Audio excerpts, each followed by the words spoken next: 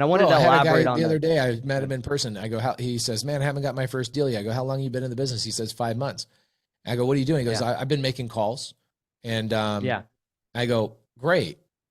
Then I can tell you, you just told me you haven't gotten a deal in 5 months. That means you have probably made excuses for your first month. You made about an hour of calls. You then didn't want to do the work anymore. So then you're like, I'm not going to do this. You found something else to do. Something popped up. Your wife called you. Your buddy texted you. Hey, you want to go grab a beer?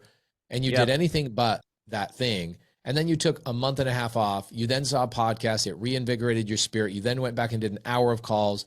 And he goes, oh my gosh, dude, it's almost like you live in my house and you're watching me. I'm like, yep. it's physically impossible for you to be in this business and show up every day for less than an hour and not make a lot of money. It is physically impossible. It'd be impossible. I 100% agree with that. I do this part-time, if you will, like, and I have like 600K in revenue this year so far based off of me just going live like this and then like doing a call 3 times a week or whatever. Like, it is you can put in very minimum effort and get a really high yield. A lot of it's just the mental mindset around what it is, and there's some of our users that are absolutely destroying me in that respect. You talk about like, speaking of another sub 2 user, I think his name is Torin. I don't know if you know Torin Torrent's off the top great. of your head.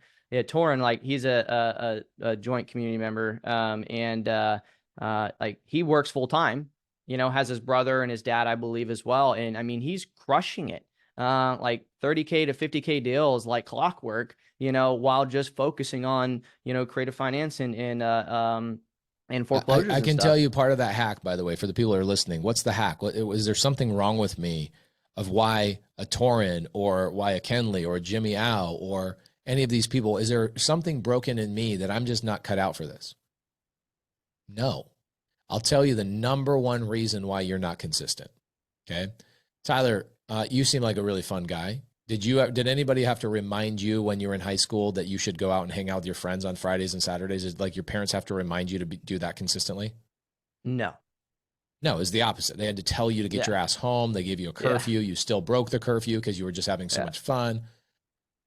Well, that's how I treat real estate. I go out and I make it fun. I hang out with other people, right? People that go, I'm lost and I'm stuck. I go, no, you're not. You have shitty friends.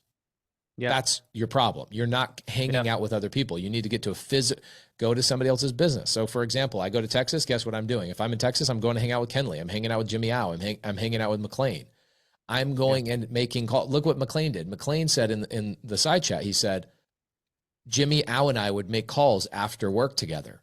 Yep. That is the hack. The hack is get around other people that are actively doing it. One, you have some social pressure. If you're one of those people that needs that social pressure to show up, this is why, personal trainers are so effective, is because you'll lie to yourself all day long, but damn, you're not going to lie to somebody else. It's like texting you going, why are you not at the gym? Right. So that's effective. If you're one of those people, it's effective to now have somebody as a battle buddy.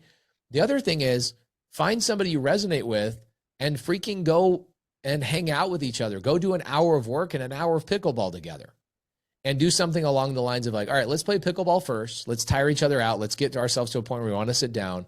Whoever wins at pickleball has to make the calls first or something like that. Make it a game, my friends. Make it a game where you want to show up every day. And that's what it is for me. That's what it is for Tyler, is that this is fun. It's invigorating.